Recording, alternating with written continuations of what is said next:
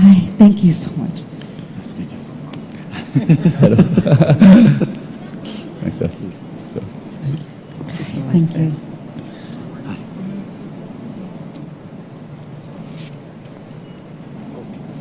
Should you move like Okay, this? yes. Okay. Being pushed.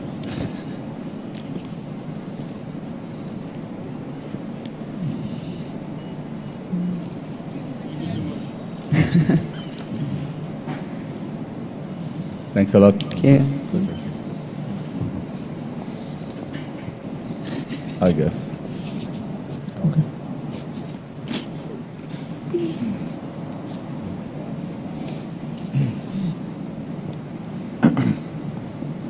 Let's give His Excellency another round of applause. Thank you very much, sir, for joining us.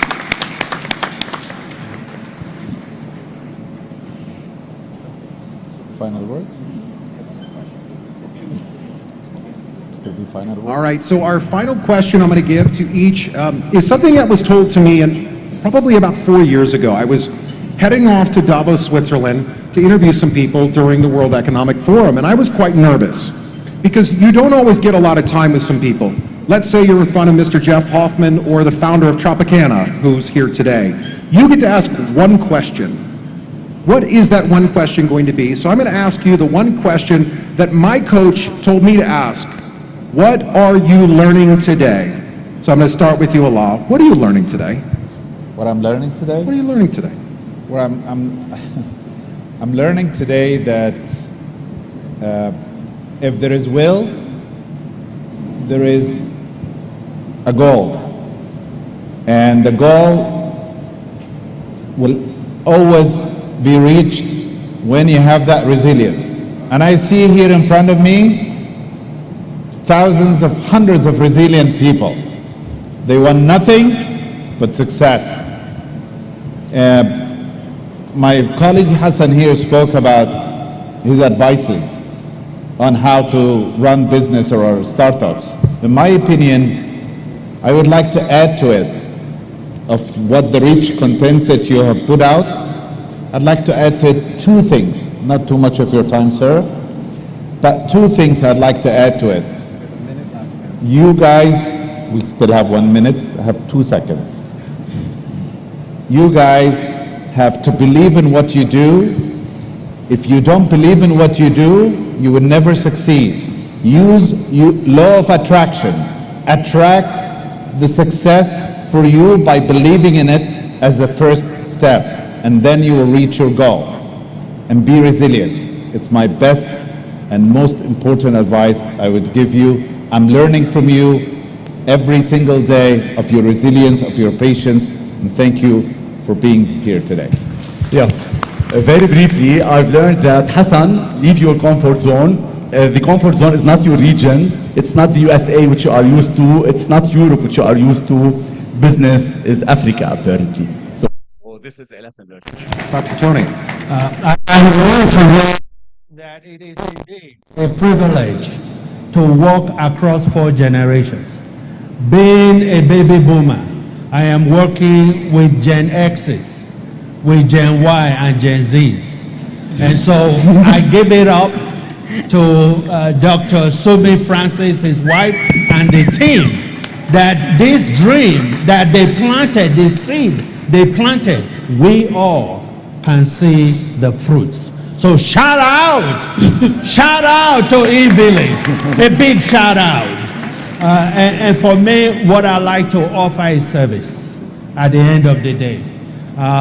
We are here to serve, and we've been in your shoes. Some of us are still in your shoes, even though we are here, but we're open and willing to serve you in any shape or form. Thank you. So what I have learned is that African entrepreneurs are super awesome.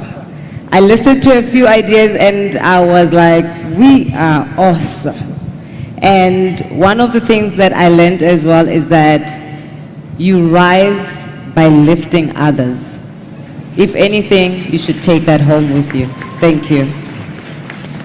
Thank you again to Sumi and everyone who put this amazing conference together.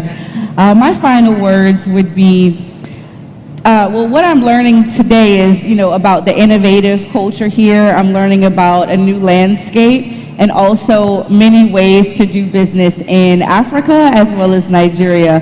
The last thing that I want to impart to you all is build when no one is looking. Although you're starting from the bottom, as long as you're consistent and you have a vision of who you want to be, constantly work towards that, and I have faith that you'll make it. Thank you. Yeah, and thank you guys. I was sitting down there and I was watching some of these great entrepreneurs standing up, and I got a little touched because I remember how it was. And I just learned today how it is to be an entrepreneur, so thank you so much for that. Good session.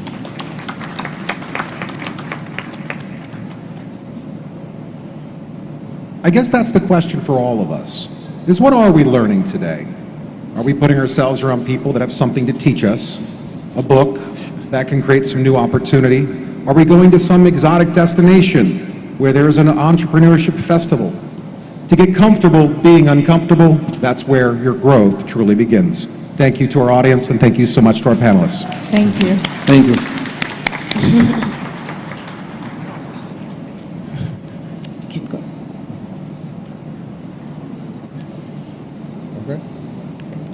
Okay. So that's it?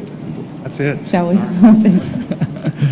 We're going to get the stage ready for our keynote Wait, by a Mike. very dear friend of mine. So they're going to be cleaning up the stage. You want one more photo? Jeff? Jeff, come on up.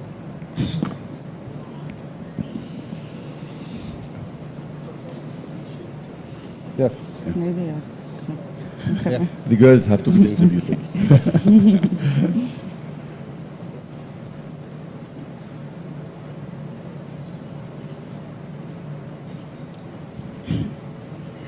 I don't even know what to say. Okay, am I Thank on? you. Thank you.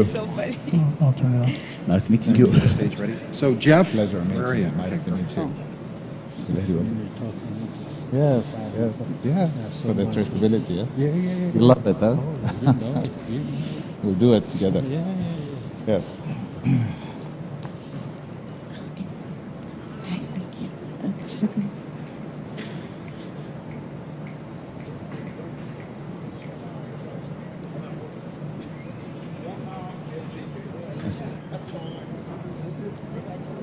Thank you. You loved it? Thank you. Sir. My man. Thank you. Thank you. Thank you. All right. Well, I'm really excited to introduce you to our keynote. I was with him in September at the Kennedy Space Center, and Jeff said something that really hit home with me on a personal level. It was about goal setting goals, and then how do we get there?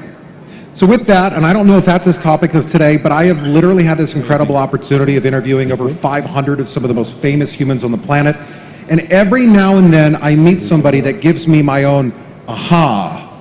And that's what Jeff represents. He's an aha moment guy. He will connect a dot in your head that makes you say, I should have known that, or I should be doing that. He is a co-founder of multiple billion-dollar companies. He is an investor himself, so go pitch him on something super smart. But he's also a man of integrity and someone that I deeply admire and call a great friend. Jeff Hoffman, would you join me on stage? This one? Yeah. Really? Okay. No. It's just because it's behind. All right. Am I on? Can you hear me? I don't think this is. All right, is that better? Oh, that's kind of loud. By the way, you guys ended that last panel with talking about what you learned. So I'll tell you two things I learned today. The first thing I learned here in Nigeria is when there is rice, there is spice. So that's one thing that I learned today, but I like it. I also learned how to say alakija. So did I get it right? Did I get it close? All right, good. Because when I get to the airport, if they ask me any questions, I'm just going to say alakija and see what happens. It will probably work, given your name in this country.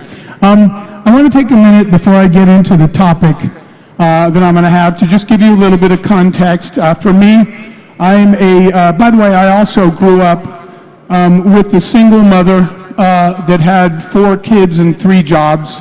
We were poor. I watched my mother struggle. I began doing entrepreneurial things just to take the pressure off my mother. Instead of asking for shoes, I'll go find a way to get them myself. So when people said, "Are you an entrepreneur?"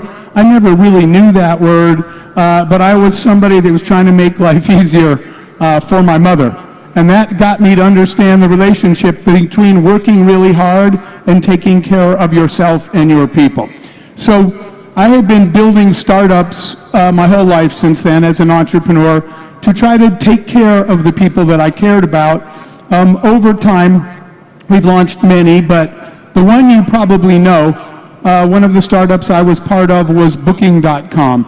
And it was a small startup, and I hope I know some of the people have used it in here. But we were blessed along the way. There's, in the United States, it's Priceline.com. We did another one called Ubid.com. I was not raised to care about money. In fact, unfortunately, we just laid my mother to rest. She just passed away a few months ago.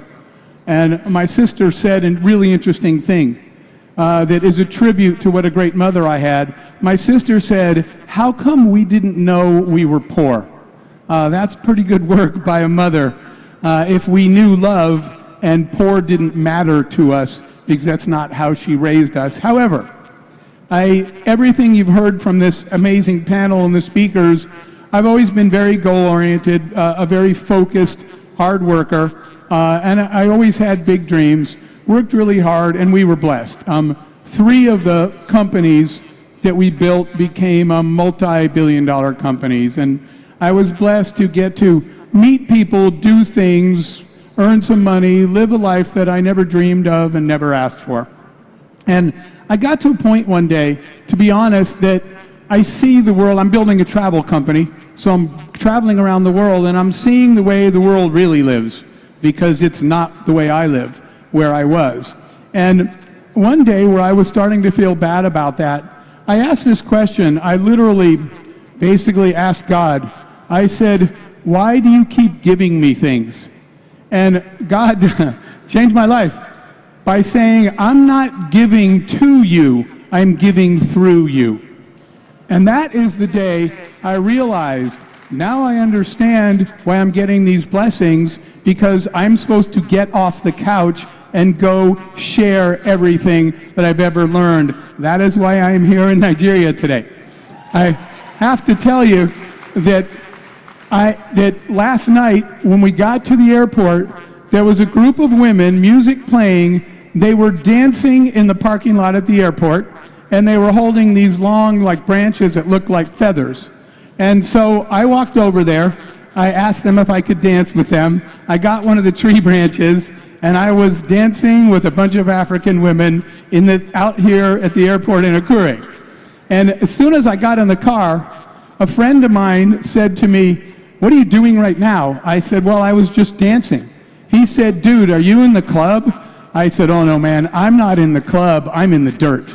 Okay, I said, "I'm on the ground in Africa making my family bigger." That's what we're all here to do. That's our responsibility. And so after business, we decided, I personally made a commitment to giving back, and that's why we're going to talk about eradicating poverty through the power of entrepreneurship, right? So my personal commitment was that I'll spend the rest of my life, I'm done building businesses, finding a way to help other people achieve their best life. When I looked one day and said, I'm living a life I don't even deserve, I realized that everybody should have a chance to have, in fact, I'll tell you guys an expression. I'm an engineer by trade, but I took a break from technology and I started a music company. I love music, it's my passion. And we only ever produced tours and concerts, the shows, the business side, because I'm not an artist. But we produced one album. We made a jazz album for music, right? We produced one album of our own, and it was interesting because the band said to me, they said, "Jeff, since you're paying for this, we just want you to know probably no one's ever going to hear this music." right? If you got your friends and you went in the studio and made an album, the odds that anybody in the world is going to hear your music are admittedly low. And I remember saying to the group at the time, I recognize that this is a passion project.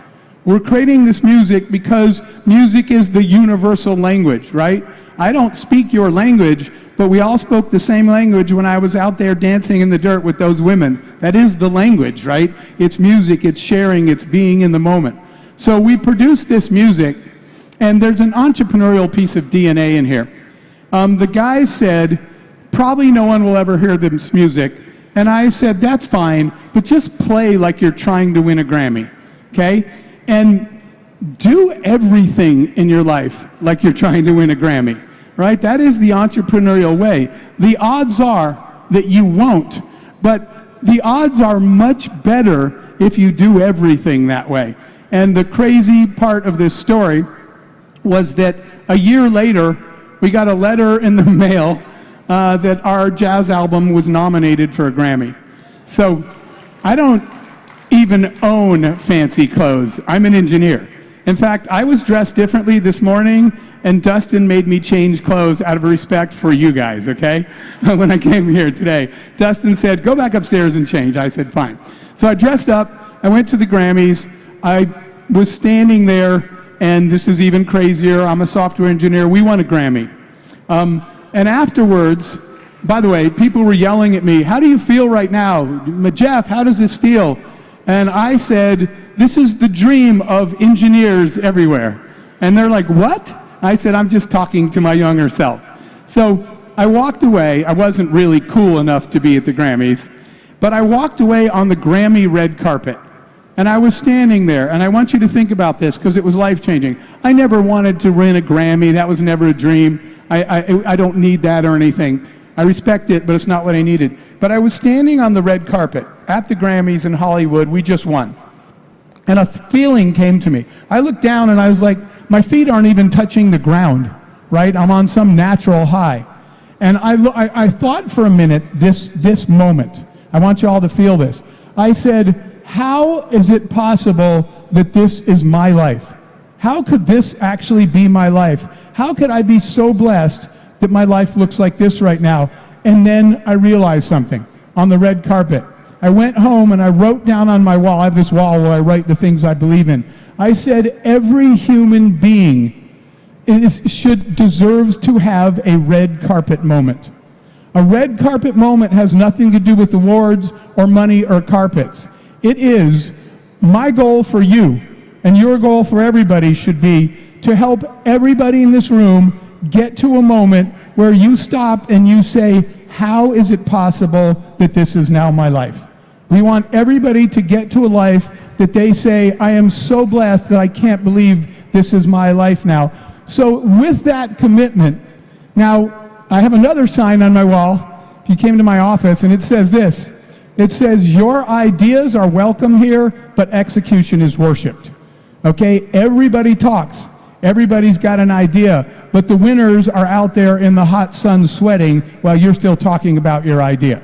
Execution is everything. So the question is, what could we do to help more and more people get to the life they've always dreamed of living and the life they deserve to live? A lot of times, just driving here and driving through Lagos, and a lot of times I see the way a lot of people are living, and I say, who's going to fix it except us, right? One more thing that's on my wall in there. When you drive by and you see people not living well, or you see, whatever you see, anything that's bad, you know what you say? You say, man, they should feed those kids. They should help those women. And one day I wrote on my wall, because I had a realization, there is no they, it's me and it's you. They aren't going to feed those kids, and they're not going to help those women. We are. And you know what's the most powerful tool I've ever come across for helping people help themselves? It's entrepreneurship. It's why we are all here. So we created an entity called the Global Entrepreneurship Network with a simple mission.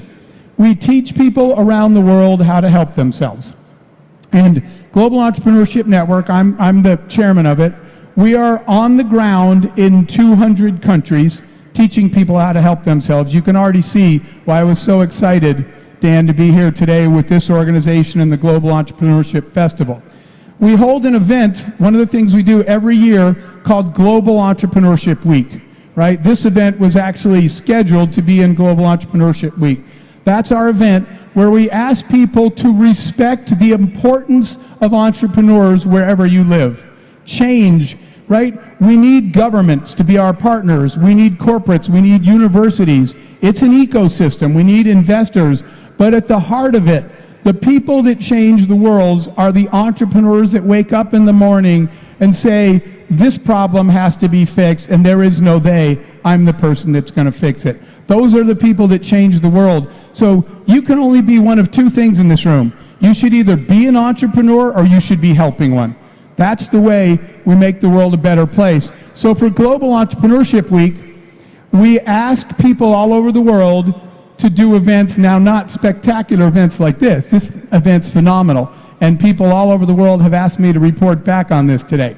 But we ask people to hold an event to show support for entrepreneurs, whether it's a big festival like this, or whether it's a pitch competition, a dinner, do something. To give you an idea, last year, during this week, there were 40,000 events held across all 200 countries that 10 million people attended. So given that, I strongly respect all the efforts in this room and the entities in this room who are supporting entrepreneurs. And I will tell you one more thing before then I want to cover another topic just for a few minutes. And that is this.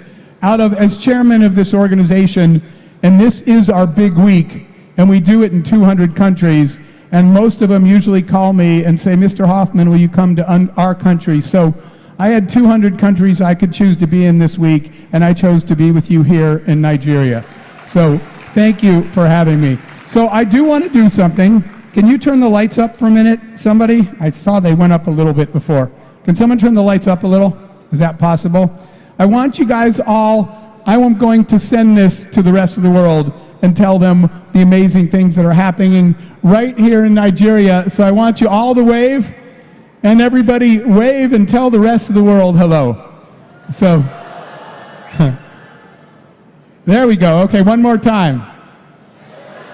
All right. Thank you. So let's talk about, and I can't wait. I'm so impressed with today and with everything that's going on here that I can't wait to report back to everybody. So I'm just going to take a few minutes today. I know it's a long day and we're behind schedule.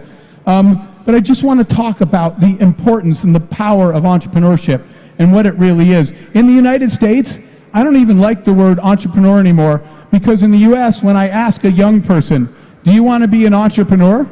You know what they say? I don't know how to build apps. And I said, who said anything about apps? And then they say, well, I don't know how to build e-commerce or websites. I said, that's only one of the many things. We need food entrepreneurs, we need fashion entrepreneurs, right? Across agriculture, across clothing, clean drinking water.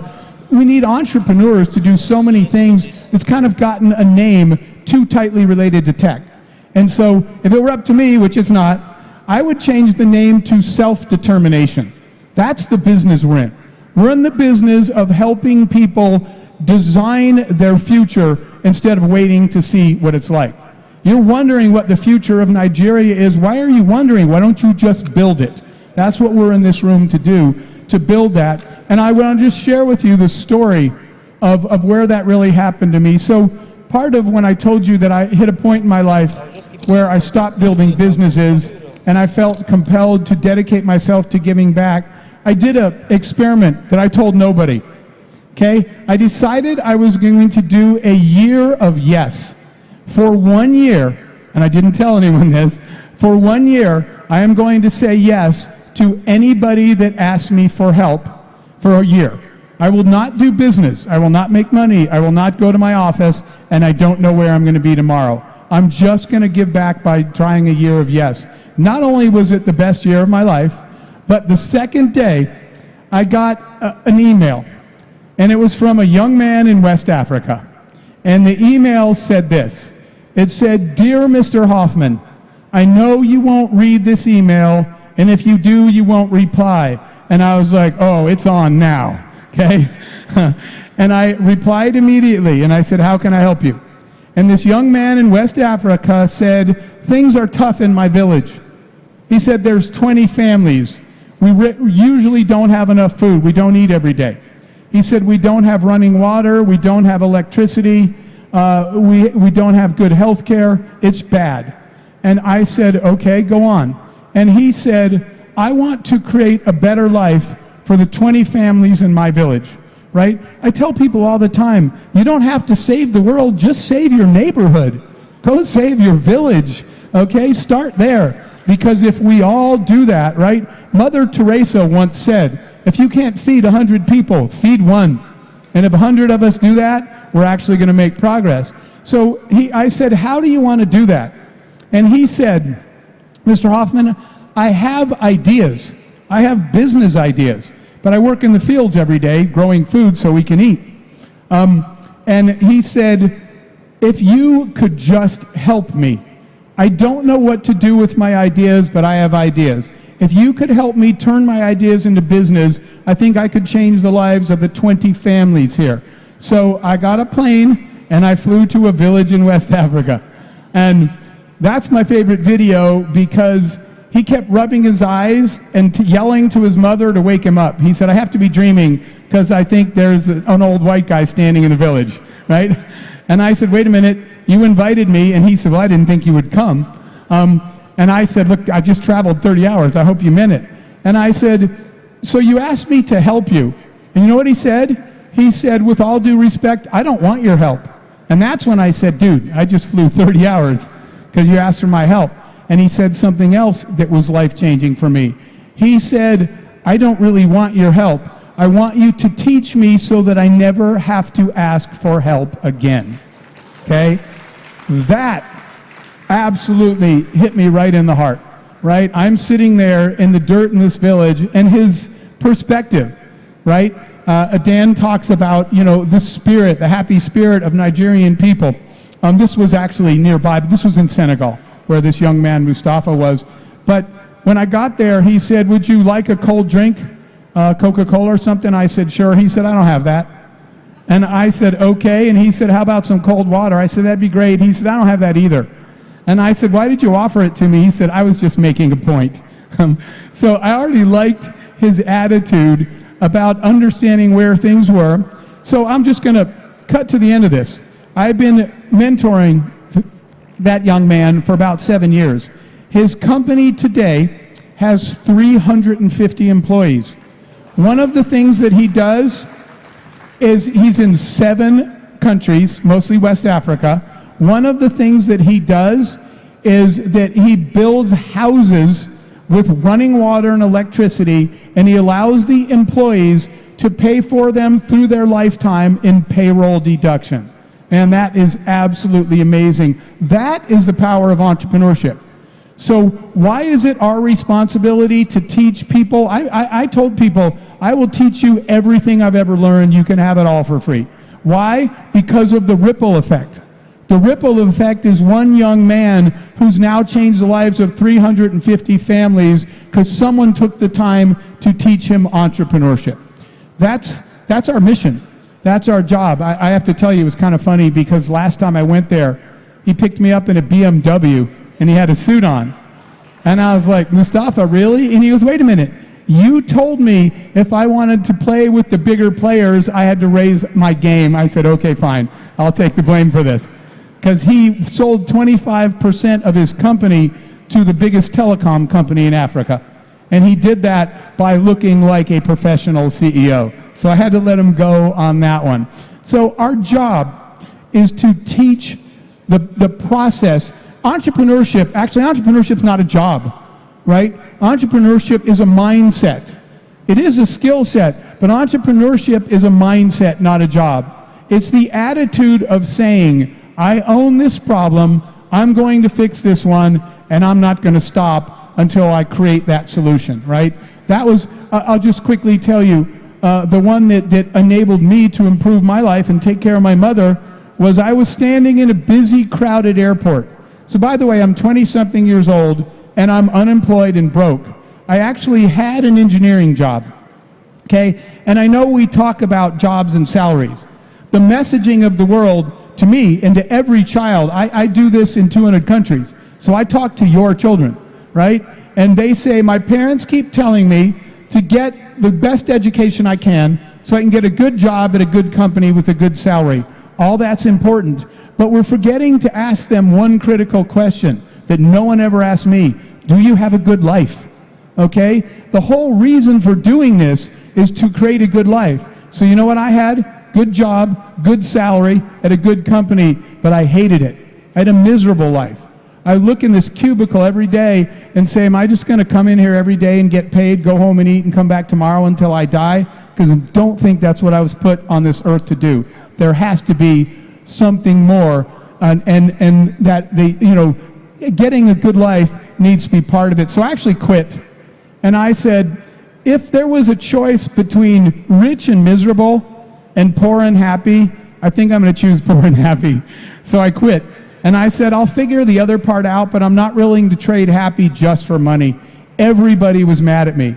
Everyone said, man, we thought you were smart, but you're stupid, right? I had no money, couldn't eat. We were talking about hunger up here on the panel, right? There's actually a benefit to being hungry and not having things, which if you wake up in the morning and you look around and you say, I don't eat until I sell something, I don't eat until I create something, you're pretty darn motivated to do what you do. So I went to the airport and I bought a ticket to go see a mentor. The airport was really crowded because back then in most places you had to wait for a human being to check you in and give you a boarding card. And I missed the flight. I lost the last bit of money I had. And I was standing there looking at thousands of people in lines waiting to get on an airplane that couldn't check in. And I saw all these miserable people in the line in the airport. So I'm just using that as an example because I said, y'all can go home, but I'm not leaving this airport till this problem is fixed.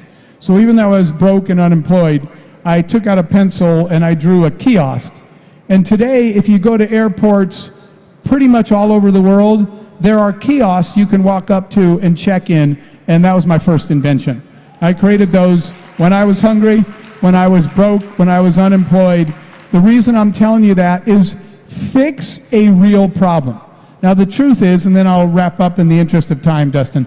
The truth is that all over the world, by the way, when I got to West Africa, you know where I had just been? Silicon Valley. I'd been on a stage speaking to 15,000 people. Then I gave a speech at Stanford University. So these are people that believe they're the smartest people, right? I went from Silicon Valley and Stanford to a village in West Africa. Mustafa started talking, and I said, oh my God, you're the smartest person I've met all week, and I just left Silicon Valley. And this is true. This 19-year-old young man, it was brilliant. So you know what I wrote down when I got home from that trip? Intelligence is equally spread across the human race. Opportunity is not. Okay? Why? When I was on the plane, I was thinking, why was I born a white male in America and this brilliant kid was born a young black male in West Africa? Neither of us chose that, but that's our reality. He's smarter than everybody else I know. What he lacks is opportunity and resource. So our commitment is, let's find all those brilliant minds that are in this room and give them what they need to bring their brilliance to the rest of the world. And that is the reason I'm here today. That is the reason that we at Global Entrepreneurship Network wanted to support the Global Entrepreneurship Festival. Thank you guys so much for giving me a few minutes of your time.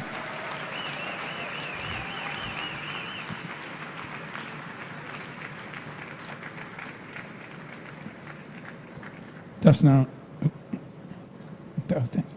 Thank you.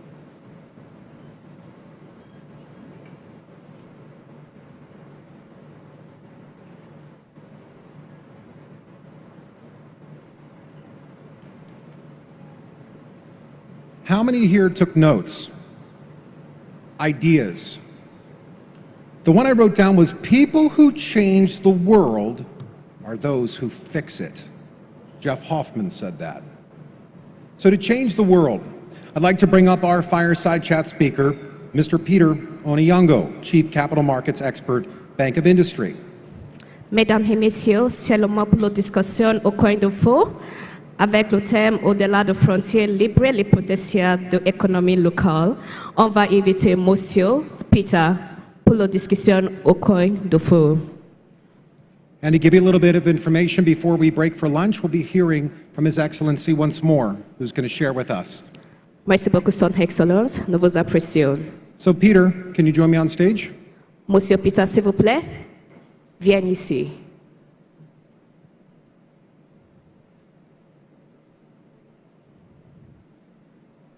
Applaudissez, s'il vous plaît. Peter? Peter? There he is. Oh, that's Peter.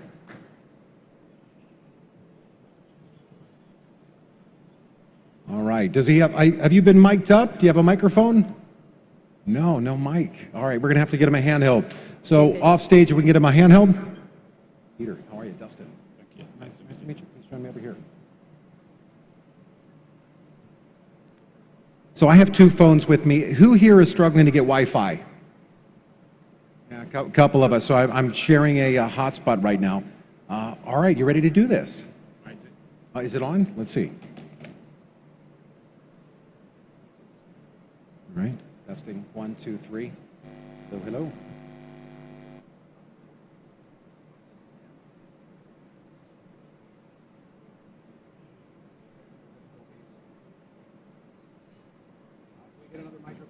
Can we get another microphone, please?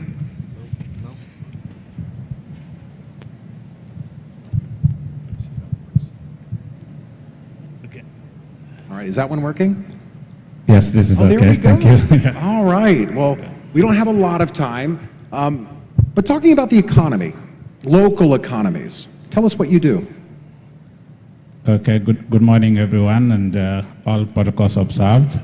So my name is Peter Onyango. I work with the African Development Bank Group. I'm with the financial sector team that sits within our private sector team. So we work closely with entrepreneurs across the continent. Okay, and needs the support of banks. We heard from His Excellency the Governor earlier that he needs the support of government. You come from the banking sector. So how can banks be doers? Let's say I have an idea, some help. How can you guys step in? Thank you, yes. No, I think it has been mentioned also at the beginning of this session. Access to capital is one of those challenges that entrepreneurs face. And if you link it to the theme of the session of today, which is beyond boundaries, it basically means as we build those entrepreneurship ecosystems in the continent that can go beyond boundaries, and beyond boundaries in my perspective means they can go also beyond the boundary of not accessing capital. And financial institutions, financial sector can play a critical role in supporting access to capital for entrepreneurs. What we see in the continent for entrepreneurs is a challenge when it comes to getting the right type of capital. So there's money out there, but you'll find that it's expensive money. It's very difficult to access, and sometimes it's not the right type of funding. So when you're starting your business, you need patient capital. You need money that can be with you and work with you along the entrepreneurial journey.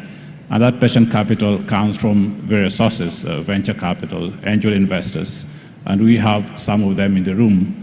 And at the African Development Bank, we do work closely with venture capital funds, we work closely with private equity funds, we partner with governments and private sector, other private sector partners and development partners to avail patient capital to entrepreneurs across sectors. Thank you. Thank you. I was having a conversation with Jeff Hoffman yesterday, and he was talking about entrepreneurs, how they go meet with investors, and the investors say that their pitch deck is all wrong, to change it, completely start over. And he said that isn't always the best way, that isn't always the solution. So how do you listen to the investor that says no, but we might consider if you do these things? How should an investor position their business? Yes, yeah. I think it's always one of the issues that you find an idea, an entrepreneur that has an idea that is looking to solve a problem. And I think it has been mentioned in this earlier today that really to be a successful entrepreneur, you need to focus on solving problems. And there are problems across various aspects of our communities, whether it is healthcare, whether it's agric, whether it's in education, and also access to basic services. So when you meet an entrepreneur, the first thing is to understand what is their vision, what problems are they trying to solve, how do those problems add up to, in our case, to our overall, the overall mandate of the African Development Bank, which is poverty eradication in the continent. And you find that in most cases, the entrepreneur's business idea will add or contribute to that. And that's why we also focus on an aspect which was mentioned earlier around impact monitoring, working with the entrepreneur to understand, okay, what will be the impact of the business idea that you're selling to us. It is always a problem if you don't meet them in their business idea and you want to provide capital, but to support your own business idea, which is not the idea that the entrepreneur had started with. And so in most cases, or in all cases, we try to work with them to support and scale up the original ideas of the entrepreneurs themselves. So where could they go for resources to learn? Maybe they don't understand some of these things. They simply don't know. Where can they go to learn more about getting support, getting financial help to get that business off the ground, to help them scale it? You have a business owner here and founder of the Tropicana that has lots of employees, and he's taken a lot of risk along the way. So how do you then work with an entrepreneur to tell them a little risk is needed on your side? And then ultimately then kind of how do you guide them to where to get the resources? Yeah, no, that's actually quite an important point because the entrepreneurs, first of all, need to know where can they get the capital and what type of capital does, for example, the institution provide. And we work with various partners. Like I mentioned, we work with private equity funds, we work with financial institutions, we partner with the capital market players in the various local markets in the continent. And so this awareness creation, we run what we call business opportunity seminars for entrepreneurs and businesses in the different countries where we have presence, or sometimes regionally. So you'll find this for East Africa or Southern Africa, a regional business opportunity seminar. And what that does is it allows us to meet the entrepreneurs close to where they are and to present them with what, as the African Development Bank, we can offer in terms of support, also building on the lessons that we have had, partnering with different entrepreneurs across the continent, but also to link them up with our partners. As I think it was mentioned earlier also, partnership, collaboration, moving forward as an ecosystem is quite important, and that's what we try to do to meet the entrepreneurs' needs in the different markets where we operate. Yeah. Building your advisory team or your advisory board. I said it earlier, if nothing changes, nothing changes. To be part of the change, to build your own local economy is going to require you to do it different. So building your advisory team, when companies coming in and you see them looking for capital, how important is it that the board members or the advisory team, how important is that? Sorry, could you repeat the importance of the advisory team to these entrepreneurs? No, okay, absolutely, yeah. So advisory, especially in the space where we are discussing, which is entrepreneurs, and entrepreneurs cut across, but you find most of the entrepreneurs that struggle to access opportunities are those that are starting up or just taking off from startup. And so one aspect of getting the advisory business closer to the entrepreneurs is working with what we call enterprise support organizations. So you'll find across the continent, there are enterprise support organizations that partner with us and also with other development partners that we work with closely to provide those services, advisory services to the entrepreneurs directly. And we also have business development providers also. So it's a little bit of getting the ecosystem together, let me put it that way, by identifying who is best placed within the ecosystem to provide, for example, in this case, advisory support to the entrepreneurs to address, for example, the issues that you mentioned earlier around how do they package the opportunity in front of investors, how do they get ready to access the market once the funding comes in, as well as how do they scale up their business if, for example, to access different markets or to access different countries if they are operating nationally, for example. So I remember I was around 15 or 16 years old, so that was 25, 26 years ago, and I needed a computer. They had just come out, and at that time, and those who remember the cost to buy a desktop computer, it was nearly, I think, $1,500 or $1,800 US dollars. I knew that no one was going to give me that money. I knew that if I liked it or not, there were going to be jobs out there I could work, that if I liked them or not. I started off being a busboy. There was a local restaurant that was hiring. I was the one walking around picking up people's dishes, walking them in the back, cleaning them, putting them inside a washing machine and going back out. And then in the evening I was working at a local retailer making $5.15 an hour to save all of that money to buy the computer to open the next opportunity in my life. It requires this, does it not? That if you want something, goal setting, if you need this thing, if you want to open your business, then you're going to have to sometimes do those jobs you don't want to do so you can ultimately do what you want to do.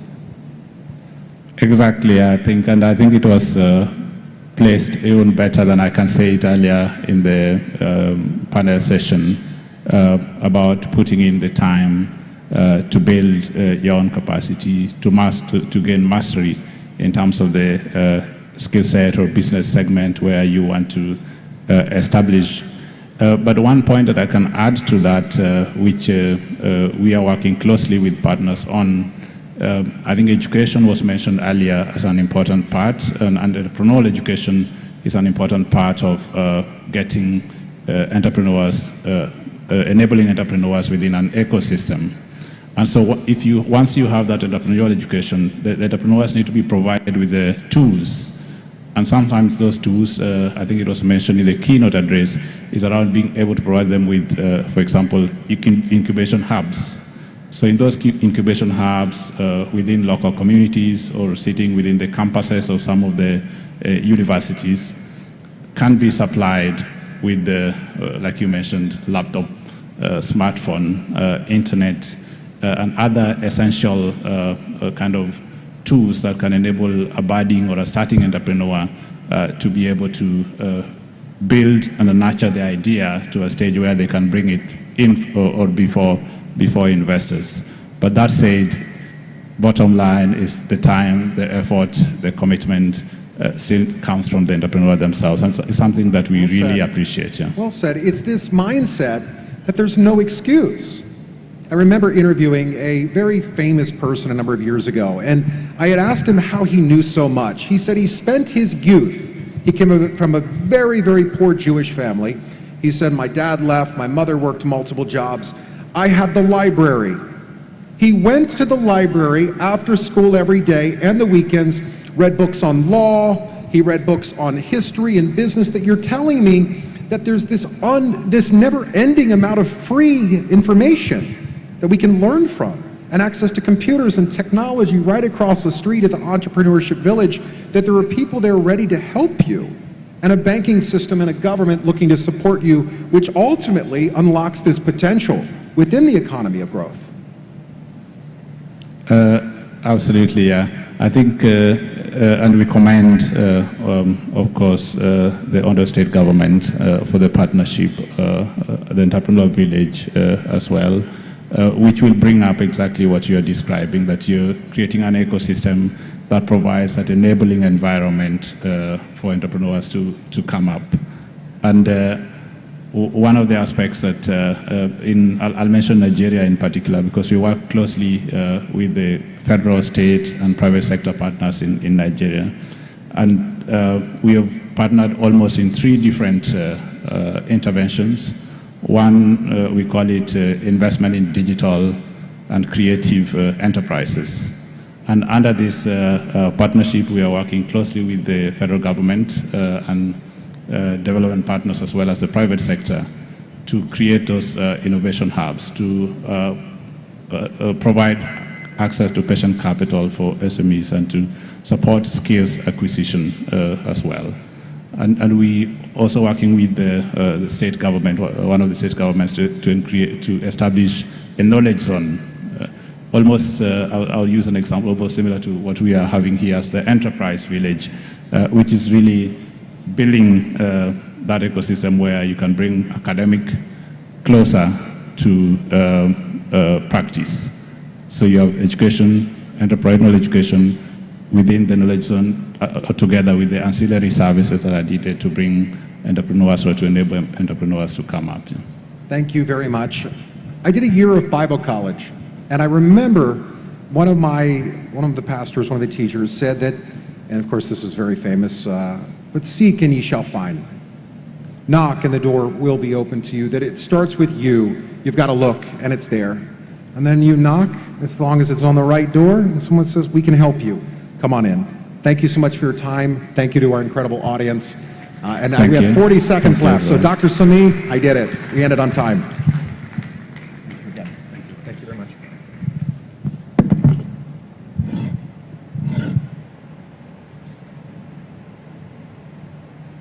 Where's Nancy?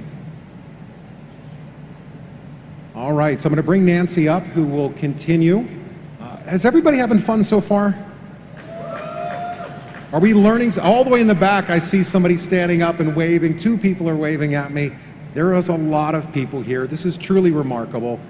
Can I get, while we're waiting for Nancy, can I get someone from the camera team to come up and do a group photo? I want to have the camera facing this way so I can get the crowd. Can I get someone from the camera team to come on up? Where's my photo guys? Where are they when I need them? All right, somebody's running towards it. Can you guys come on up? I'm going to need you to take a picture while we wait for Nancy. All right, so we're going to do a group photo. You can sit, you can stand, it's up to you. But I'm going to ask you guys to see if you can get this is a really awesome group here. Let's get a shot of them. Let's get a shot of them. I don't even need to be in it. Take a look. All right, everybody, wave at the camera. You can step in first. You want me? I don't want to. All right, let me get right in the middle. All right, group photo. Just turn sideways. Turn sideways like this? Sideways. All right, sounds good.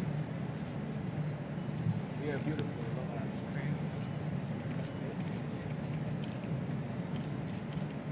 You are all making history right now. That's the reason I want this photo.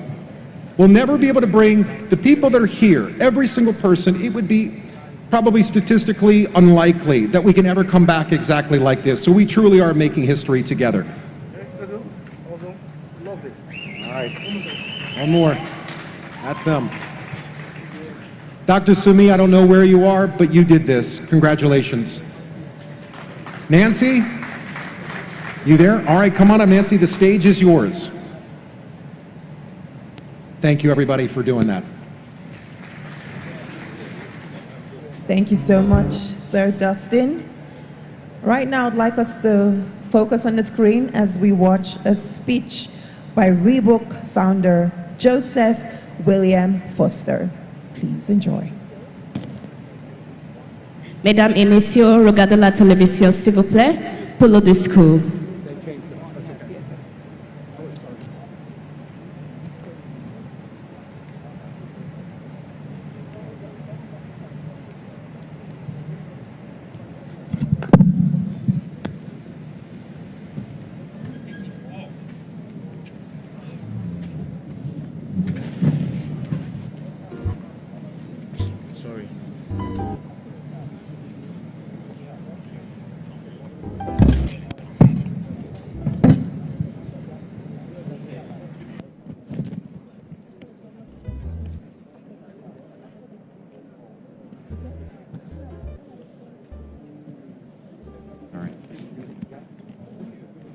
All right, so it's going to be a little change. We're going to do the GEF theme song, but first they asked me to do one more group photo.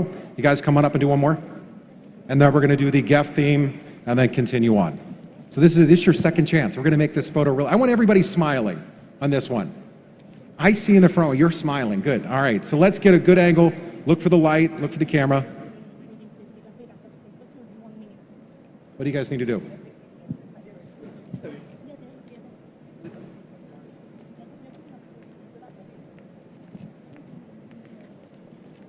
You got one?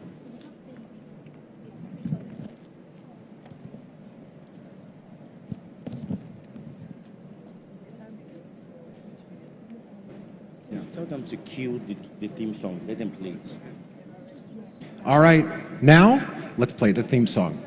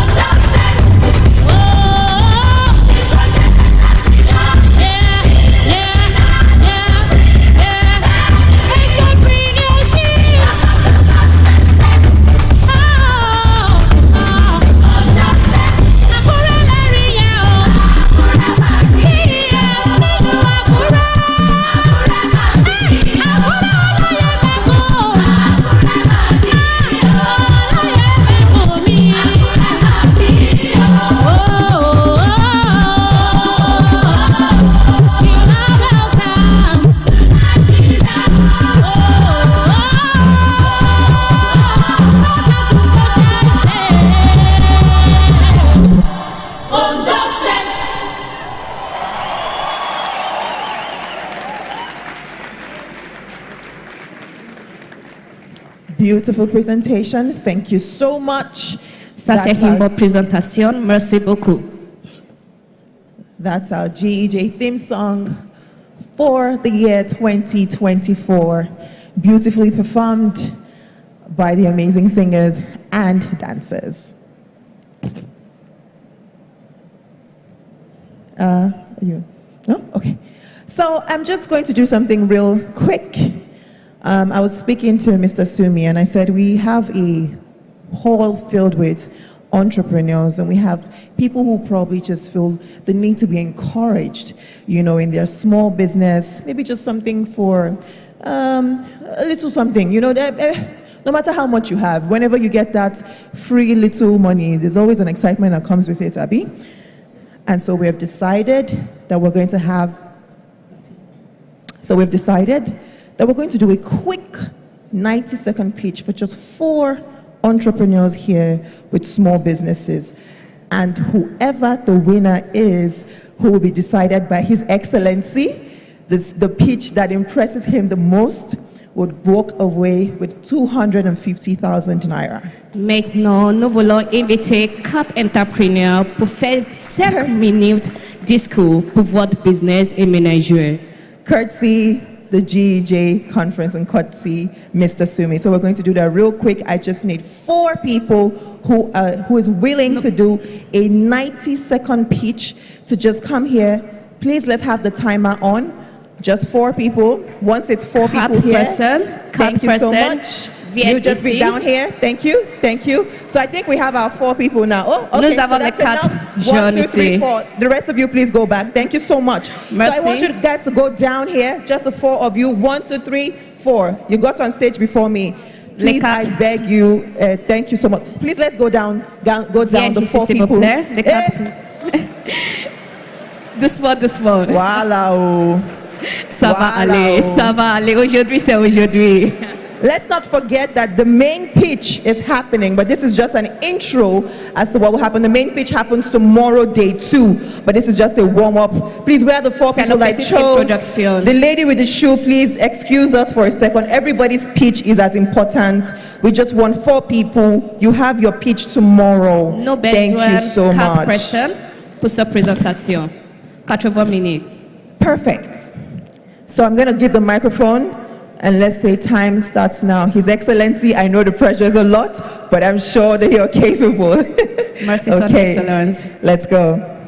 Good afternoon, ladies and gentlemen. My name is Deborah Omotara Greenfoot, and I'm here to talk about a business. It's a protein delivery app where busy entrepreneurs, working mom, and different people who have businesses that cannot go to the market can afford to just place an order via the app and get it delivered. We intend to recruit young boys on the streets and ladies who work in the market. Oftentimes when we go to the market, while we are working, we see young people ask us for money, please give me money. But with this initiative, we intend to employ those young people, train them on how to use our tech, and they will be the middleman between our vendors and our markets. So they are to work directly with protein sellers who sell chicken, fish, and other proteins that we eat, and get it delivered to our doorstep. So they work as delivery guys, agents, just like Amazon, that have employed a lot of young people to package their product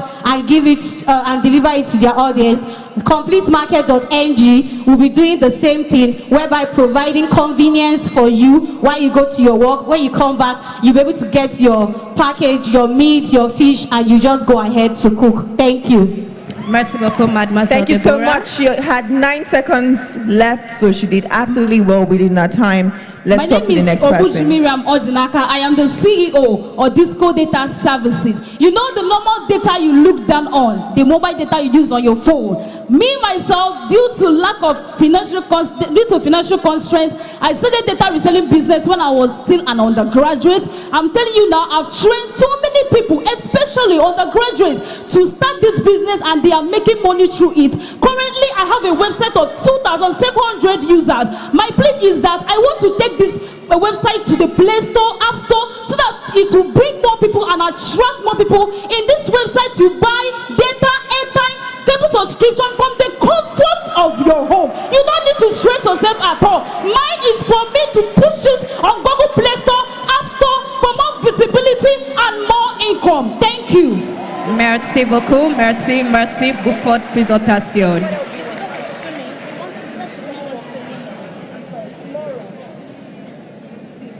My name is Ariel Hemos. I'm the lead strategist of Zion Agricultural Global Investment.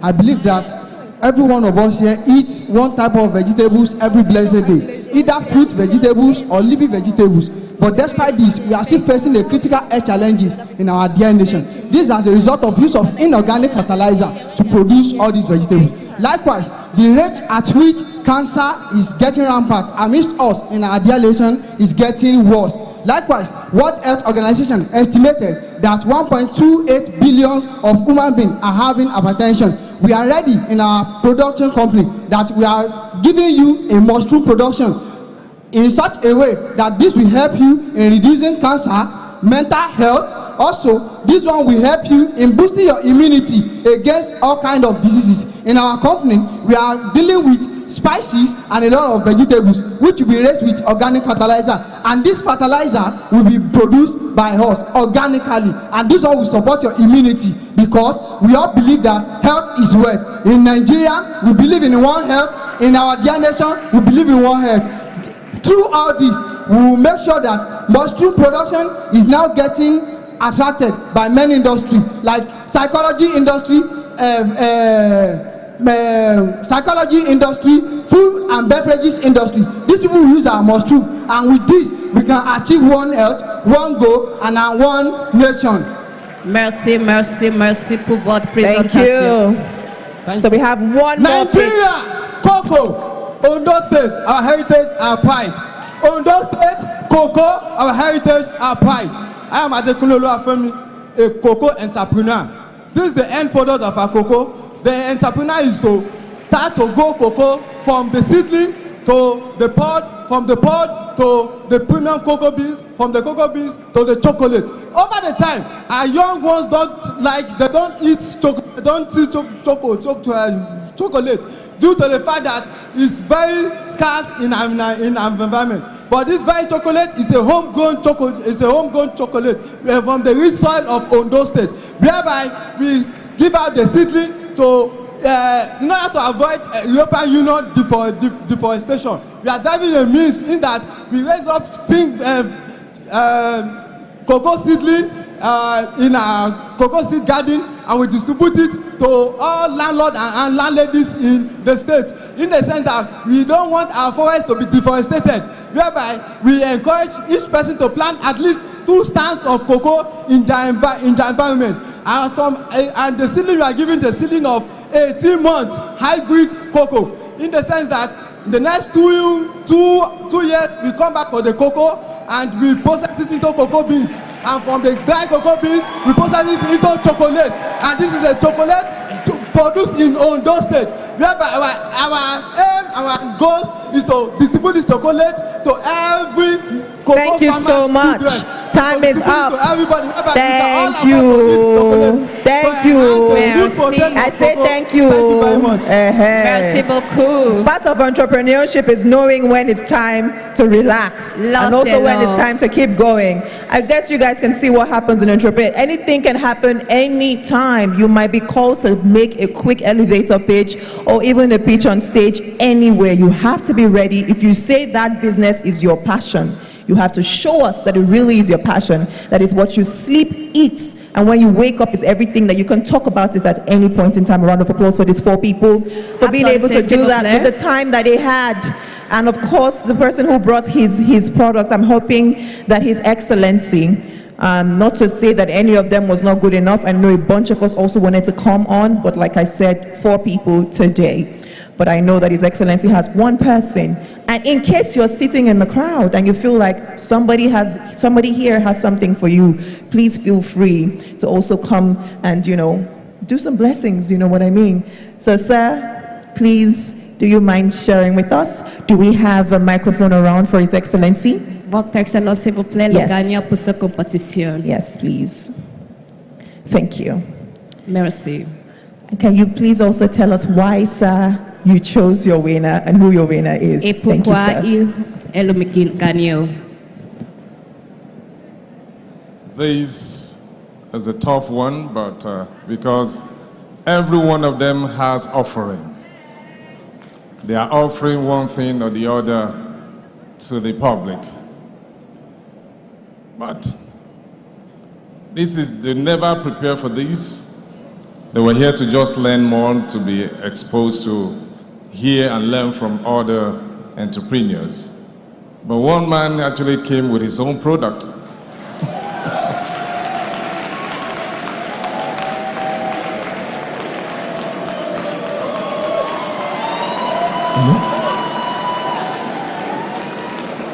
Just like the story of the 10 virgins that were taught in our elementary Bible school, 10 virgins, they all have lamps, some have extra oil in their lamp.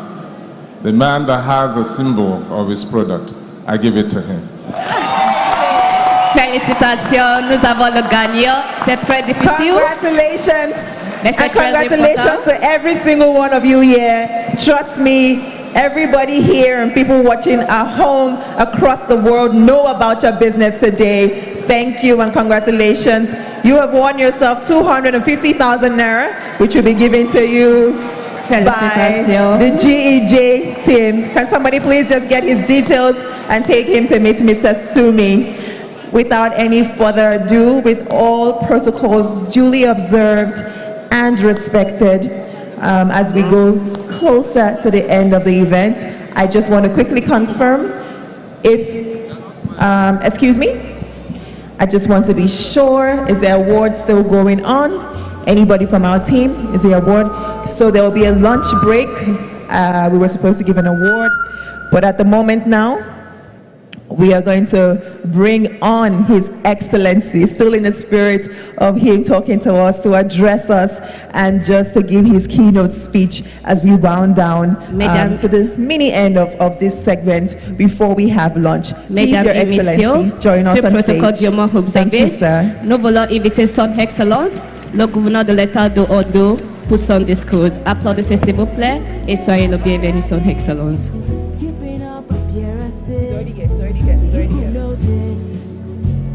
We're still trying to fix your podium, sir. while we just wait. Okay, sir. Okay. Yes, sir. Don't worry. Global Entrepreneurship Festival.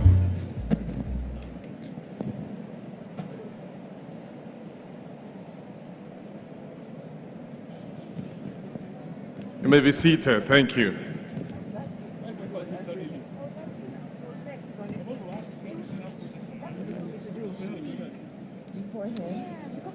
Let me quickly acknowledge some of our government functionaries that are here with me and all our guests all across the globe. The Chief of Staff to Mr. Governor, Prince Gomoju, I recognize you. The Head of Service, Ondo State Civil Service, Mr. Bayo Philip. All the special advisors that are here, all commissioners, wherever you are seated, I recognize every one of you. Let me also acknowledge all our guests. The Chairman of Entrepreneurship Village, I recognize you. All our keynote speakers, great industrialists of our time, Mrs. Alakija, I recognize you. The proprietor of Lakapine Tropicana, Otumba Akimbobola, I recognize every one of you. All entrepreneurs in the house, I recognize every one of you. Are you in the house? I know the event has started some hours back, but this is just to formally welcome every one of you, especially having listened to the theme, the festival's song, the theme, welcoming you into Ondo State in the city of Akure, Oloye Mekun. So I welcome every one of you all across the globe. For us in Ondo State, today marks a remarkable day in the annals of our Sunshine State as we gathered here to deliberate, generate ideas, and to also celebrate the largest entrepreneurship festival ever in Africa.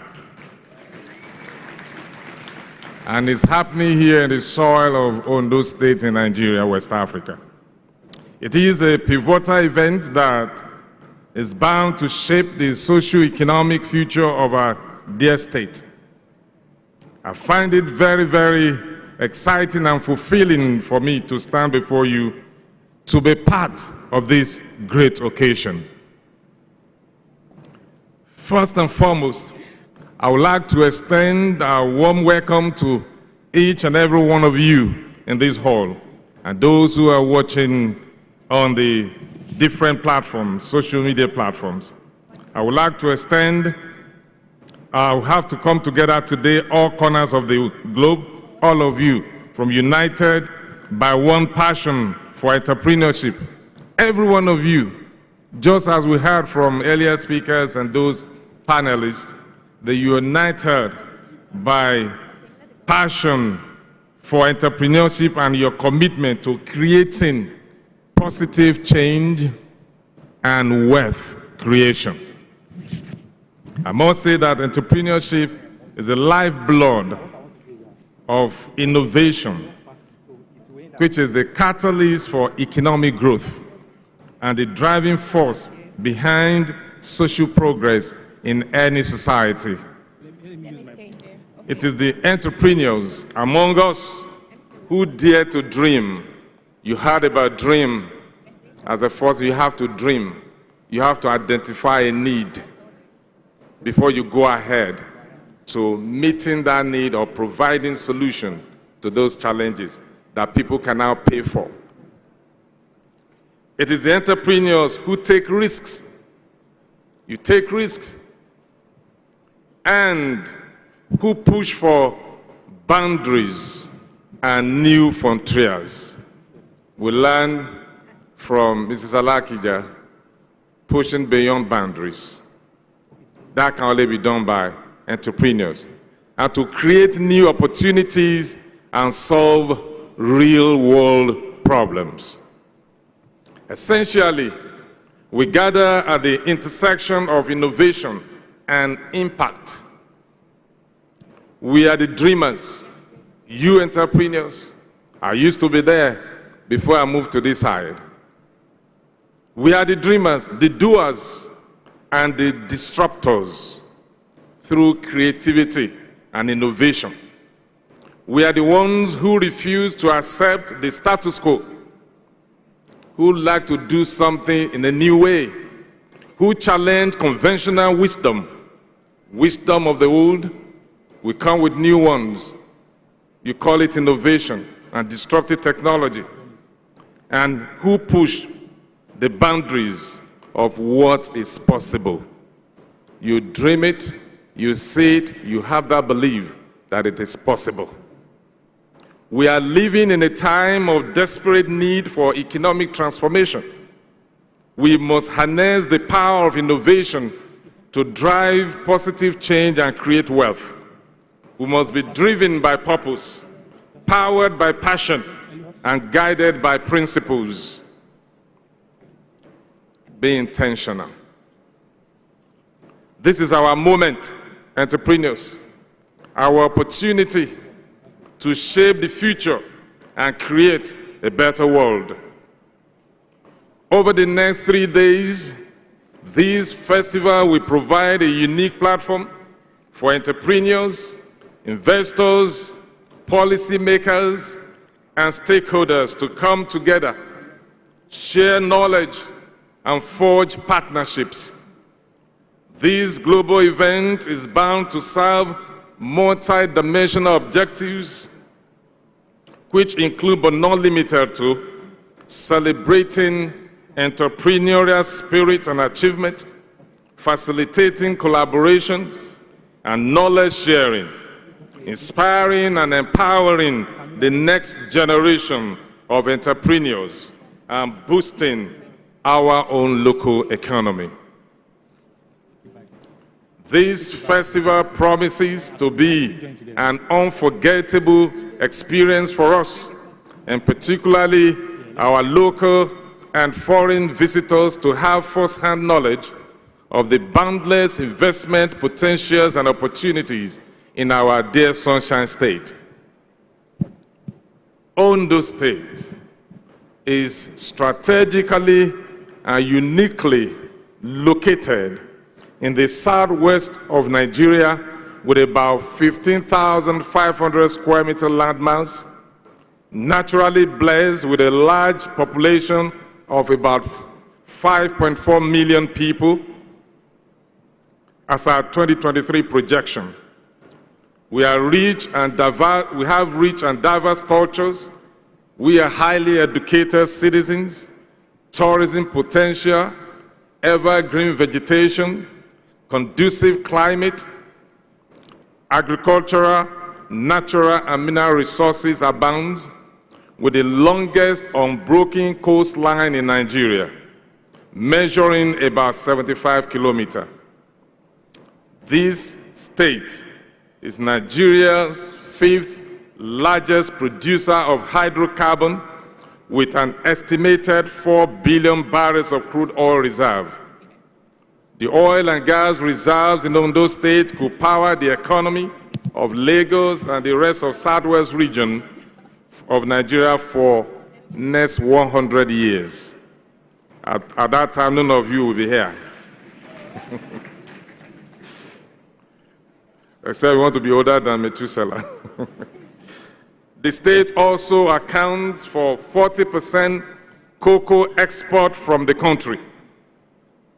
Apart from a well-established ease of doing business, because for those of you who has come to look at the opportunities in Nigeria and want to invest here, if you use your PES2 analysis, to dissect the society in Nigeria, you will find out that we have an enabling environment. If you look at the political environment, it has been stable, continuity. We just conducted our election about a week ago. which I was returned, the people of Ondo State, renew the mandate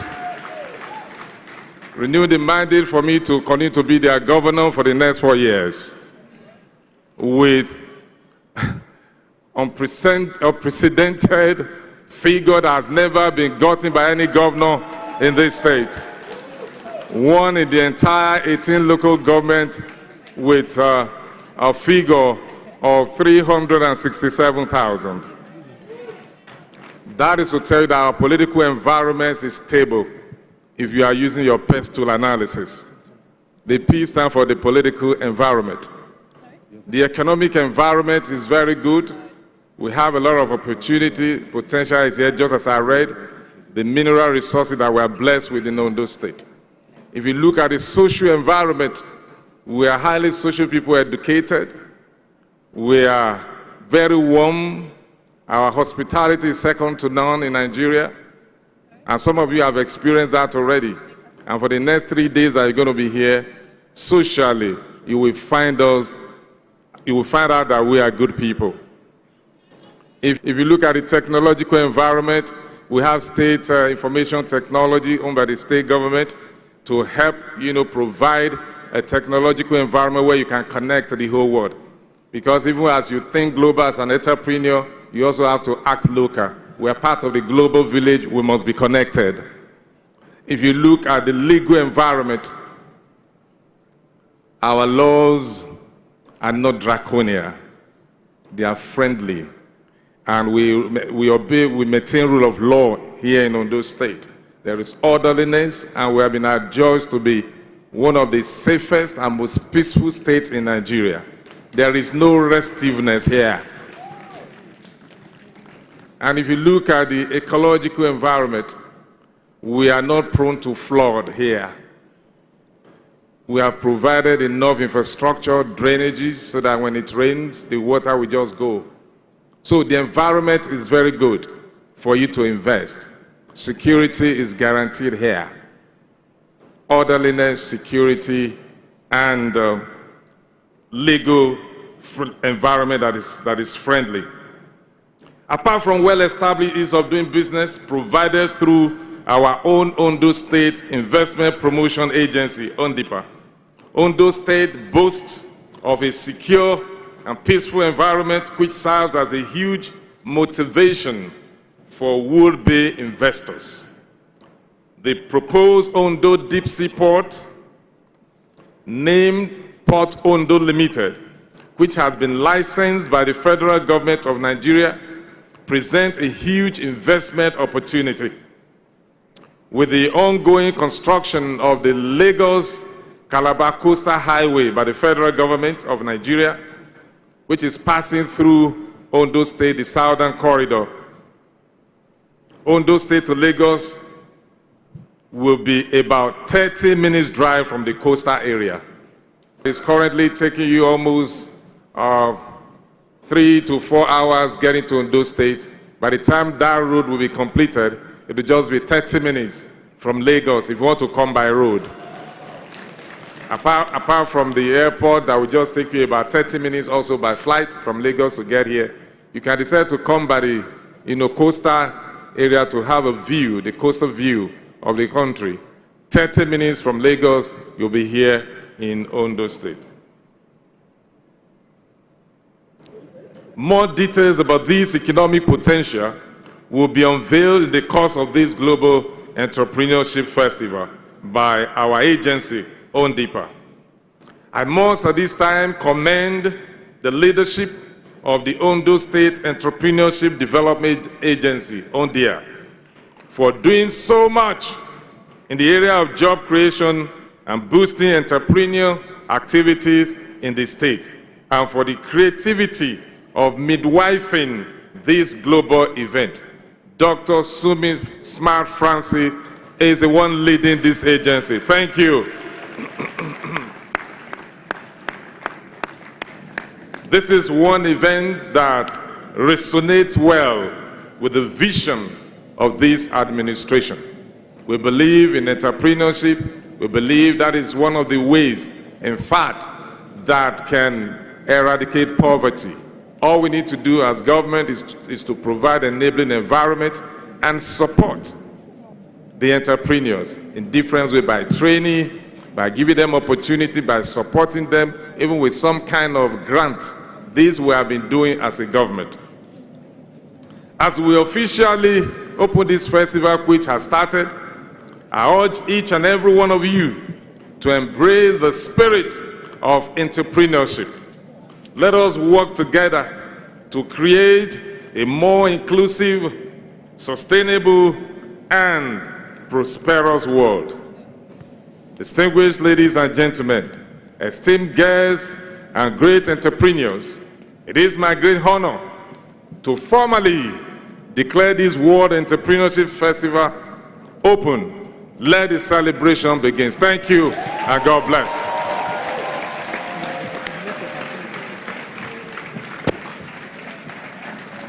Thank you so much, Your Excellency.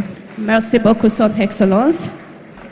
As rightly said, let the celebration commence. On va commencer la célébration. It is official. The GEF 3-day event has officially begun. All thanks to the governor. Thank you so much, sir. We appreciate your presence. We appreciate you.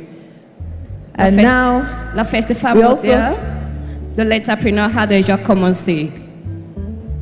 Thank you so much, sir. And a quick apology as well. I'm sure a lot of us don't know, but there was a podium that was meant to be here set up, but due to a few miscommunication, that was not set up at the time it should have been. But we apologize to His Excellency, and we apologize to the government house for that. Nous sommes très désolés, Votre Excellence. Perfect.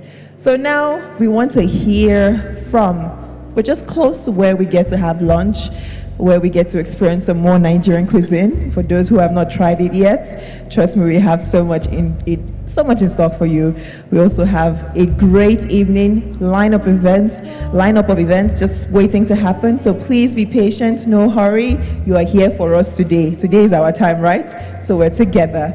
But before we go ahead and before we go to the next segment, before we have lunch and go to the next segment, ladies and gentlemen, let us hear from the founder, the one who has made this possible, who has brought us together, the one who was powerful enough to bring His Excellency to join us, to bring Madam Alakija to join us, to bring our mommy Esther to join us, to bring all the amazing VVIP guests we have here from across the world to join us here today. Please, ladies and gentlemen, if your hands are not too busy, let us welcome on stage Dr. Sumi Smart. Mesdames et messieurs, on va inviter l'organisateur de cette grande occasion aujourd'hui, Monsieur Sonny Smart, pour le message de remercier. Okay, he says it's a vote of thanks he's giving. Pour le message de remercier. Thank you very much. Thank you. Bienvenue. Before our international people make me go and break protocol, I'm only here to give the vote of thanks as we end the first segment so that our delegates can go for lunch and our sessions can continue. Entrepreneurship is a big deal. It's not for the faint-hearted. It's something that you have to have stamina for. Mr. Governor, I thank you. Please, let's join our hands together as we thank Mr. Governor. Mr. Governor, we thank you. Let's join our hands together as we thank Mr. Governor. Now, you might not understand why these thanks we go 3 times. Mommy, she's Rabbi Reverend Mother here, so she knows that 3 times it means some things. Mr. Governor, sir, we thank you. Your visionary leadership has brought to this, has made this happen. Your impact, your passion for entrepreneurship, for young people, has gathered things and has made this happen. Apologies for my voice. This is not the way I used to sound, though. But this is the voice of an entrepreneur. When you're an entrepreneur, you will lose your voice, you will lose your money, you will lose yourself. but you must keep standing. Thank you so much, Mr. Governor. Mommy, you have been with us for the past 11 years now. 7 years ago, you made a statement on stage, and you said, as long as I'm alive, I will honor AYE. Mommy, thank you so much for keeping to your word every year, for your support, for your belief on the entrepreneurship landscape, in the entrepreneurship vision. I don't even know where to start from. I think Mr. Governor and Mrs. Alakija sitting together for me is very emotional. It's like the combo is so hard for me emotionally.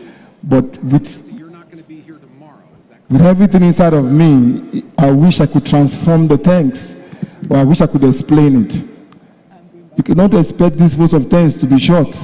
When you see people like this, please, in Yoruba, for those of you who just came in, you will learn with our translators. I'm not an ungrateful soul. So I'm going to appreciate. I won't mention everything, but I will appreciate.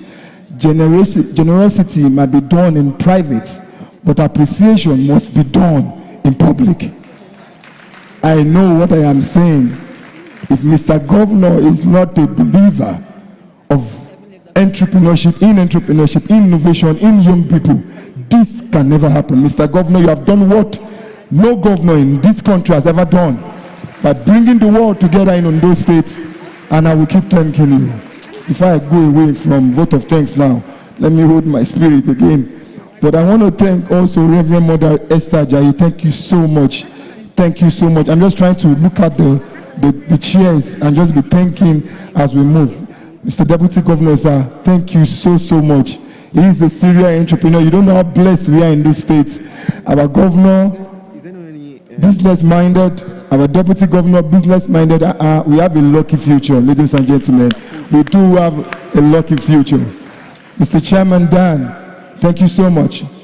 I don't know if I'm permitted to say this, but with all humility, allow me to say it. Mr. Chairman is 80 years old. 80. I don't think you heard it. Not 80, no. 80 years old. And he still moves for entrepreneurship. Thank you so much.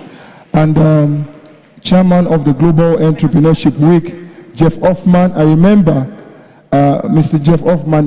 Many people were like, is he coming? Is he really going to come? Global Entrepreneurship Network is coming.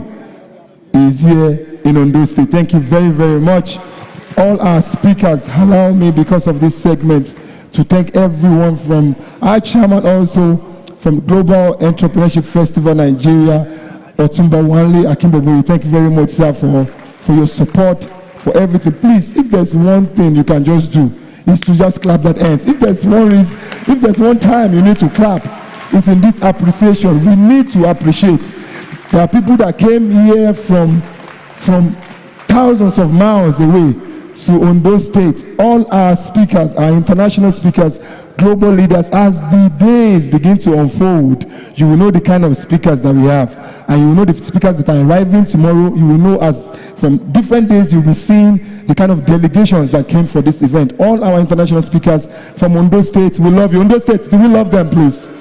Yes, you can hear them. We love you so much. We are grateful for your presence here today. And if I go this side as well, I see a lot of amazing speakers, my sisters from Rwanda. I see a lot of Africans here, Cameroon. I see Ghana. Thank you so much. LC, thank you so much. I see the flag. Come on, man. I think we should have all brought our flags. Thank you very much. Our VVIP guests, we really thank you. We really thank you, our VIP guests. All the participants here, we really thank you. Now, there's one people I want to thank so much. Listen to this one. Mr. Governor, please allow me to thank these people. Ondo State. Ondo State. We did it. You are not understanding what I'm saying. I said we did it. What they think we cannot do, we have done it. We have hosted the world. This is the beginning of new things. With Mr. Governor, if you understand these blueprints, you will know this is the template. When traffic comes, the economy booms. Ondo State, please put your hands together for yourself. Please, put your hands together for yourself. This is a thing of pride. I tell you, if you know how hard it is to transport a person from a country to another country, then you know how hard it is to transport a person from a country to another country with a connecting flight, then down to the Sunshine State. It is not easy. You guys did this, and this belongs to you guys. Thank you very much. Mr. Governor even had to call. Mr. Governor, I have to expose this. Let me see how much you do. I had to call the airport immigration when they were disturbing some of our international guests. What else do you want? Placing calls and making sure that the atmosphere of the state is ready and prepared for you. Guys, if there's one place you need to put your money, I'm not here to sell investment for the state, but I'll tell you something. Entrepreneur to entrepreneur, I'm going to tell you a secret. Shh.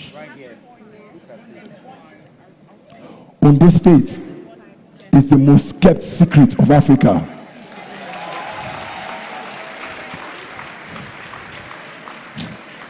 No, let me face these investors again.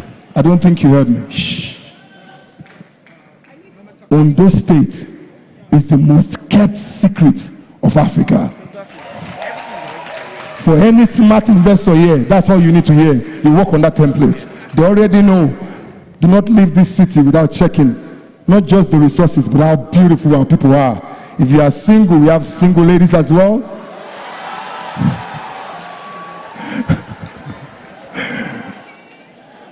And I'm sure you know it's Sunshine State, so that skin is glowing. See me later if you are interested in anybody else. I want to thank our ESCO members. ESCO members, thank you very much. I see you. I see you, my sister, Special Advisor Gender, Special Advisor Education, Chairman ODRS, our partners. Thank you so much, all ESCO members. I used to call them my bonds. All I do is just place a call and they move. Thank you so much for moving here today. Please connect with them. There are very different investment opportunities in different agencies here in Ondo State. Like Mr. Governor said, we have ONDIPA, we have Ministry of Education, we are really moving towards blue economy. We have tourism, many opportunities. Can you please rise so that they can see who to connect with? ESCO members, please rise in the house so that they can see and they can connect with our ESCO members to make transactions happen. We are doing business here in Ondo State. Thank you so much, Special Advisor Transport, Special Advisor Diaspora Relations. I'm sure there's a lot of relations that will happen here today. Of course, thank you so much, my brother. These are the ones that made this happen. For our assembly members, those that made those laws that made things like this happen. Please, let's appreciate them, please. Thank you very, very much. Thank you for coming. We really appreciate you. Of course, I want to be sure I did not leave anything. But in case I left somebody, this thank you is for you. You that are feeling like, could Daru come in? I'll explain later what that means. He didn't mention my name. Oh, he forgot me. I was the one that gave him water. Sorry. It is impossible to do a project like this and remember everyone. I thank you. Mr. Governor thanks you. And Ondo State government thanks you. Thank you very much, ladies and gentlemen. You know what? Maybe I should say this. As you clap those hands, you begin to clap in investment into your life. You begin to clap blessings into your life. You begin to clap prosperity into your life. Thank you very much, ladies and gentlemen. This is just one segment. You should know what is left. So let me use this time to tell you the little things that we've got less. My sincere apologies. Where's the live streaming? To all our delegates that had some flight glitches and so many people who had to now resolve to join in online.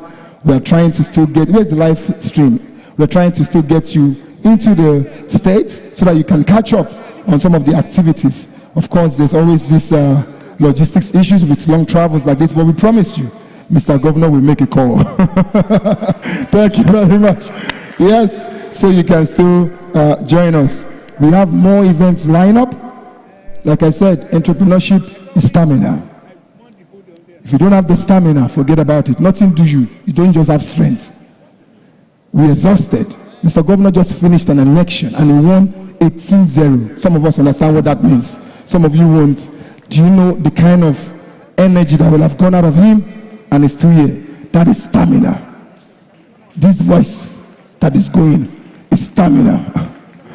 So use that stamina to stay. The speaker here said she had to become a security guard to meet Beyonce. Oh, Ondo State. Listen, don't miss opportunity. èèyàn mi kọjú lọlé ẹ̀jẹ̀ ń sọ lédè kan máa bá gbọ́ má kọjú lọlé o ó lè jẹ́ torí ẹ̀ láyé ṣe nǹkan tó wà níbàyí o I'm just greeting you guys, right?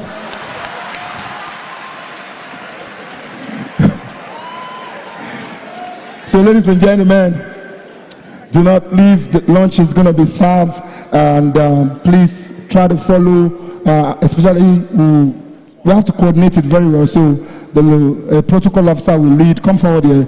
We'll lead our VVIP guests, our VIP. On those state, please, we are going to show who we are to our guests. So let's allow our speakers will leave, our VVIP will leave. We'll just remain on our seats because there's going to be a briefing on our pitching. Do not leave. Remember, the Global Entrepreneurship Festival Innovation Grand Prize is a seed investment of $20,000. Okay, you might wonder why they were slow to clap. They were doing the conversion. Yeah, it's a lot of money. Yeah, it's a lot of money. So now that you have done the conversion, $20,000. You see? And the second prize is $10,000. Third prize is $5,000. Something happened here, and destiny was changed. Imagine what will happen when that investment comes to you. All you need to do is believe in yourself. Some of you, anytime there's something good, you always feel like it can never be me. No, today is your turn. It's your turn. It's your turn. So stay, follow the process. Business is process. Life is process. Follow the process, and you will see the outcome, and you will reap the benefits of your investments. So do not forget that you're pitching. We'll start tomorrow. We had some glitches here and there, and we could not kick start as soon as we wanted to. But I can assure you that evening session and tomorrow's session will be great. Later this evening, so let me also let you know that every venue has been named with cities across the world. If you notice in Arcade, you saw Akure. Akure received you. This place is called Athens. You are going for lunch in Monaco. That's the Round Dome. And the dinner high-level networking session will be happening in New York. That's the Entrepreneurship Village. And the pitching session will happen in Berlin, Johannesburg. So it's, you know what? Why we're doing that? We teamed it around the world in 3 days. So you're going to visit all those cities. Ladies and gentlemen, put your hands together for the organizers. So yes, like I said, there's more to come. Global Leadership Forum will come in tomorrow. More speakers will be in, more breakout sessions. Attend breakout sessions because that's where you can really connect with the speakers. And in the evening, there's the Global Recognition Award, where we'll be recognizing global leaders from across the world.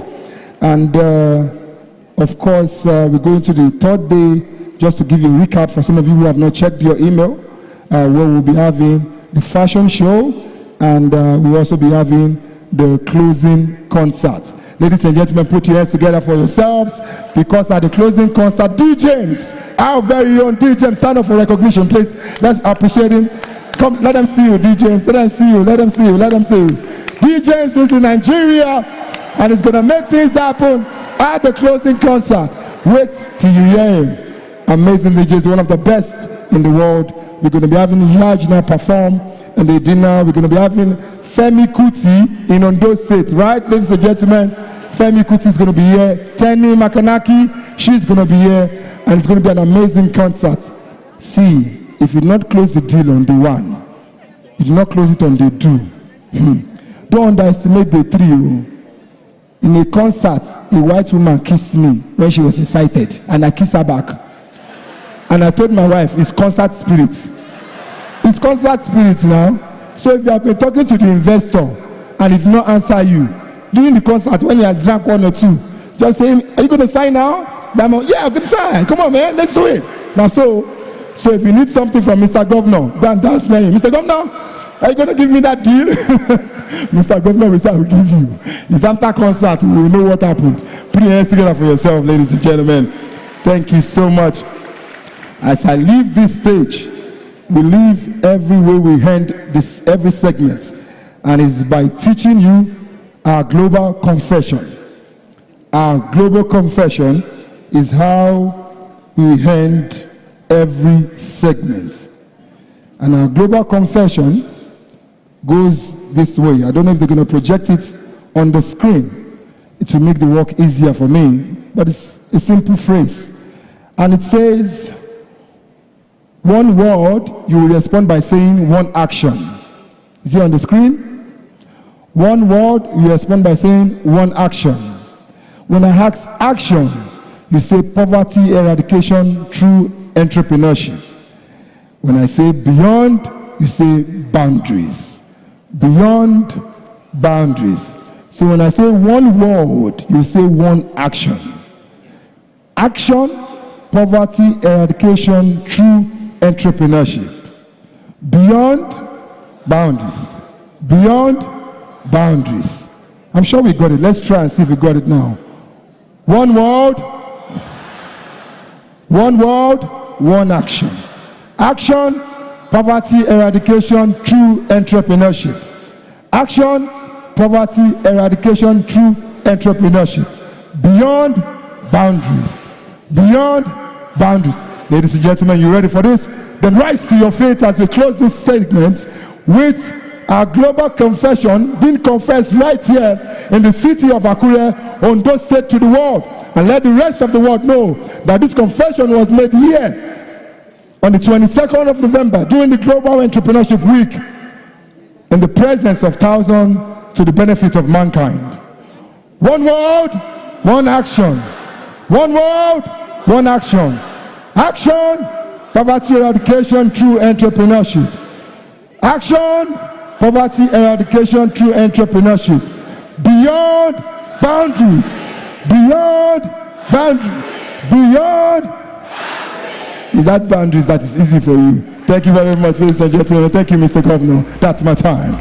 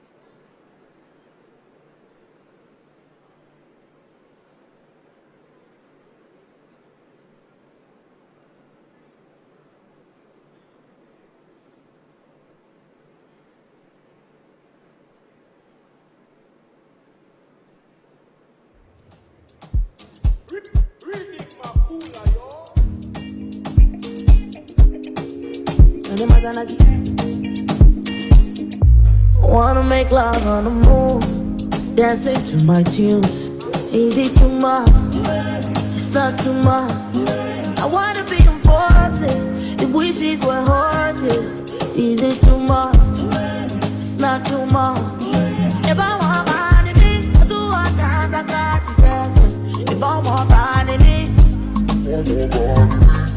I'ma buy my shojo, I'ma buy my foya, I'ma buy me. Yeah, yeah. I wanna be a billionaire, billionaire, yeah, yeah. I wanna be a billionaire, billionaire, yeah, yeah. Yala, yeah, anybody, anybody.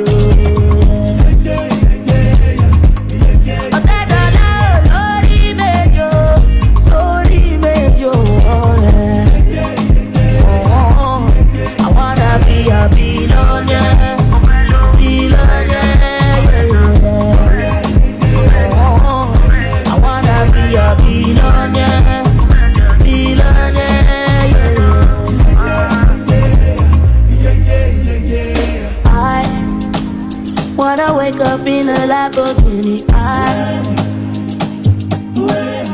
I want to fly for Santorini, make money to Sicily. Oh, yeah, yeah. If I want money, me, I do what dance, I got to say.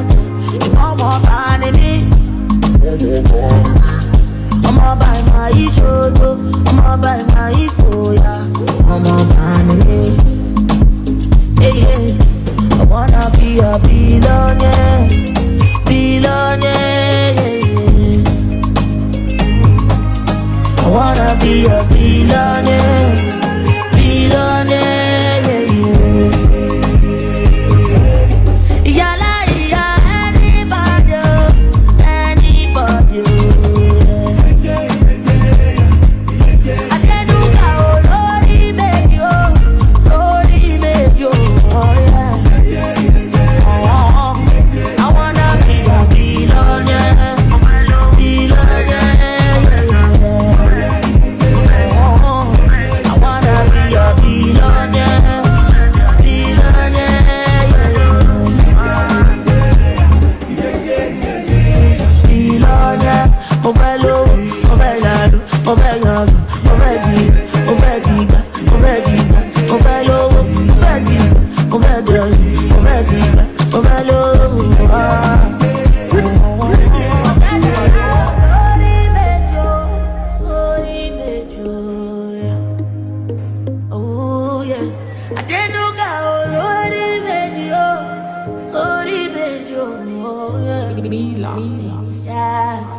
Wanna be a billionaire.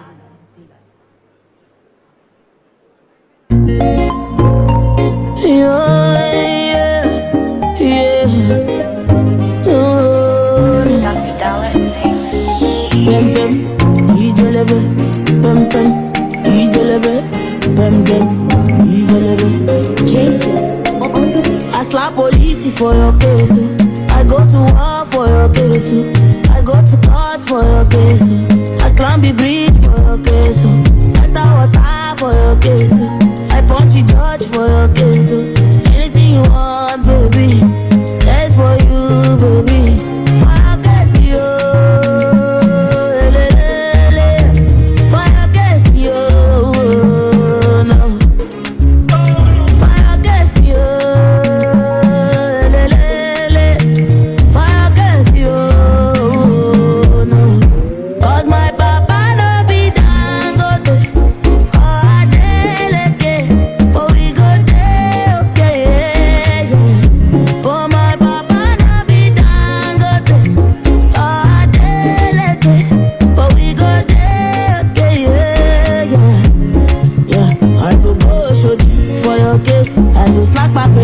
For your case, I go call them see Oluomo.